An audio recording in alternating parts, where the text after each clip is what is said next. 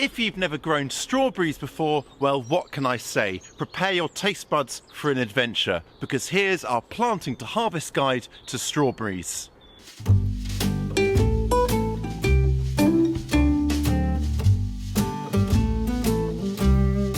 Hi, I'm Ben Van Heems, and on this channel we share the best tips for growing an easy, productive garden. Strawberries. Let's get planting.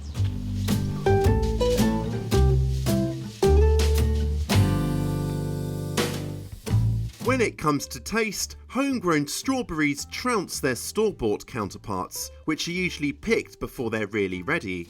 This matters because fully ripened strawberries have a higher sugar content and a richer aroma, meaning only one thing: more flavour. Most strawberries fall into two categories. Summer fruiting or June-bearing varieties, which produce their fruits in one go over a few short weeks in early summer, and ever-bearing or perpetual varieties, which give two smaller harvests, the first in early summer, then a second towards the end of summer. And then there are the day-neutral strawberries, which crop on and off throughout the growing season. If you love strawberries, be sure to plant a range of varieties, so you can pick fruits over a longer period.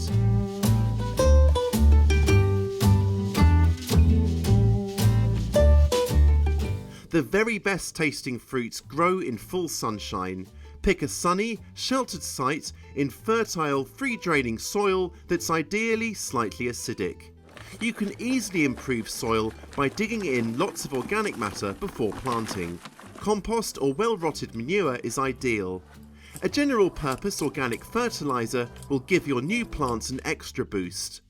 Avoid frost-prone spots if you can, so that early flowering varieties aren't damaged, and don't plant them where tomatoes, potatoes or chrysanthemums recently grew, because these plants are susceptible to verticillium wilt, a disease that is easily passed on to strawberries. Strawberries may also be grown in containers, tubs, towers and even hanging baskets, making them a fantastically flexible fruit.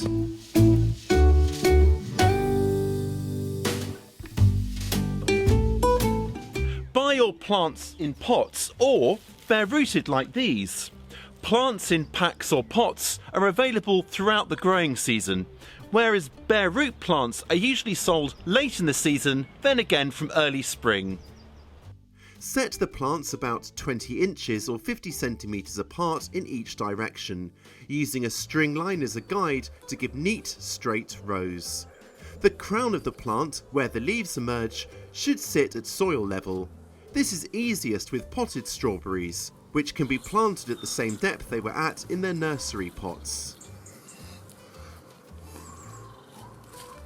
For bare root plants, start by soaking them in water for an hour or so to rehydrate them. Remove them from the water, then cut back any overly long, straggly roots. Don't worry, this won't harm the plant. Now dig a hole big enough to accommodate the roots. Hold the crown up at the right level with one hand, then fill the soil back in around the roots with the other before firming into place.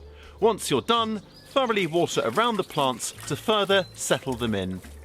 Strawberries can be planted into containers much closer together, but will need dividing up and replanting after one season to keep them healthy. Use an all-purpose potting soil and make sure the container has drainage holes in the bottom.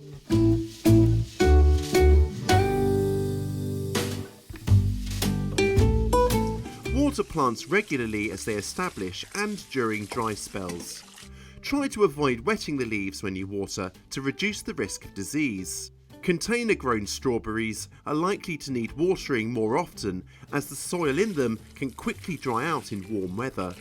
Strawberries put a lot of effort into swelling their fruits, so top up soil fertility before plants resume growth each spring by tickling in a general-purpose organic fertiliser to replace lost nutrients like this. Container strawberries will need feeding as often as once a week from the moment they come into flower. Use a liquid fertiliser that's high in potassium, such as a store-bought tomato feed or homemade comfrey feed for this. Tuck a mulch of straw in and around plants from early summer before the fruits develop. This will help to keep them blemish-free, while at the same time slowing weed growth and loss of soil moisture. In the first year, cut off any runners, long, thin shoots like these, to concentrate the plant's efforts into fruit production. In future years, you can use these to propagate new plants. Check out our video on propagating new strawberry plants from runners to find out how to do this. Birds love strawberries just like us and can make short work of a ripening crop if they're feeling peckish. The best way to keep your harvest safe is to cover plants with a netting that excludes birds but still allows pollinating insects to pass through. The other threat is a cold snap at the start of the season when early flowering varieties could get damaged by frost. Keep an eye on the weather forecast and deploy row covers or garden fleece when frosts threaten while plants are flowering. Remember to remove these covers during the day to give pollinators access. Slugs can also rasp away at the fruits. Use slug traps filled with beer to attract them away from your plants, or grow them up off the ground in containers to lift them out of harm's way.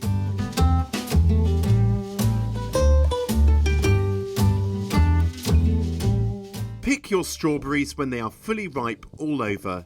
If you can, pick them on a sunny afternoon when their flavour will be more concentrated. You can store them in the refrigerator, but this comes at the cost of taste. So leave them at a cool room temperature if possible. After all, it won't be long before they're snaffled up. At the end of the season, give your plants a tidy up. Remove any straw, weed through the bed, then cut back old foliage to leave just the fresh, new growth right at the centre of the plant. Plants should do you proud for about 3 seasons, after which time you'll need to replace them, planting into fresh soil elsewhere in the garden. I hope you'll try growing strawberries in your own garden. It's really worth it. Please drop me a comment below to tell me what varieties you recommend, or delve into our strawberry playlist for even more on this most irresistible of fruits.